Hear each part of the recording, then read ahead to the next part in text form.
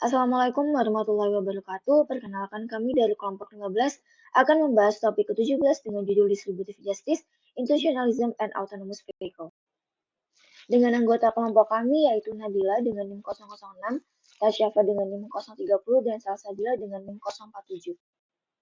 Pada bagian introduction, paper ini membahas pentingnya mempertimbangkan distribusi yang adil dari manfaat dan beban penggunaan kendaraan otonom, selain masalah trolley problem dalam etika kendaraan otonom. Konsep penerapan kendaraan otonom yang adil menurut pemikiran Rawlsian meliputi analisis normatif, institusional, operasionalistik, dan mempertimbangkan pembagian risiko, manfaat, dan tanggung jawab yang adil. Kemudian pada Why Institutionalism, teks ini membahas dua cara pandang yang berbeda dalam distribusi kekayaan dan keadilan moral. Pandangan pertama adalah bahwa kontribusi moral seseorang terhadap kerjasama sosial menentukan seberapa banyak keuntungan yang pantas didapat.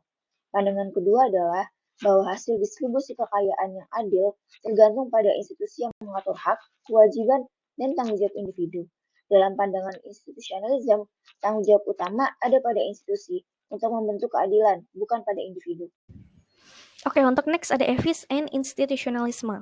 Pada sebab ini menjelaskan mengenai pendekatan institusionalisme terhadap distribusi atau persebaran risiko pada kendaraan otonom.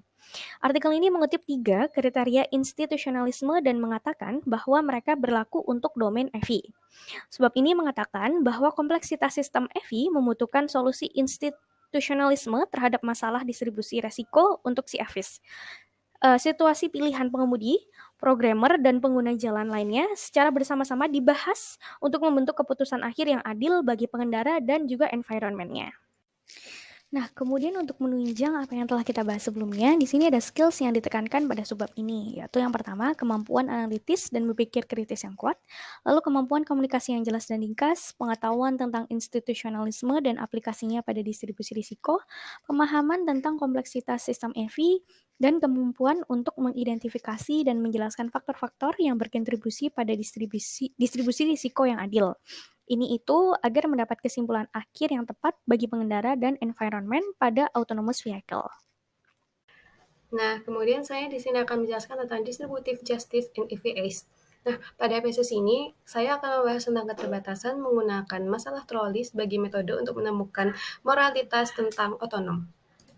Pada subbab kali ini, di sini banyak dituai antara pendapat pro dan kontra dari masing-masing penulis. Nah, kemudian jadi meskipun institusionalismenya tidak secara langsung menuntut kita untuk menolak masalah trolley tadi, bahwa pembelaan penggunaannya harus menunjukkan hal tersebut akan membantu kita tuh untuk memahami masalah distribusi seputar penggunaan EV. Jadi ceritanya kinerja EV ini tuh dapat ditingkatkan menjadi lebih baik ketika dia tuh sedang ditempatkan pada keadaan yang benar-benar membutuhkan. Akan dimaksimalkan semaksimal mungkin. Jadi misalnya pemrograman AV untuk memprioritaskan agen tertentu dalam masalah troli dapat membuat mereka tuh lamban untuk menghindari adanya kayak kerusakan agen dalam skenario yang lain. Nah, maka dari itu penulis di sini tuh memiliki intent untuk mengembangkan prinsip untuk mengelola risiko yang relevan. Nah, jadi pada artikel ini berargumen melawan penggunaan masalah kereta dalam domain kendaraan otonom dan sebaliknya mengusulkan teori keadilan distributif di domain yang sama. Sekian dari kelompok kami, terima kasih. Assalamualaikum warahmatullahi wabarakatuh.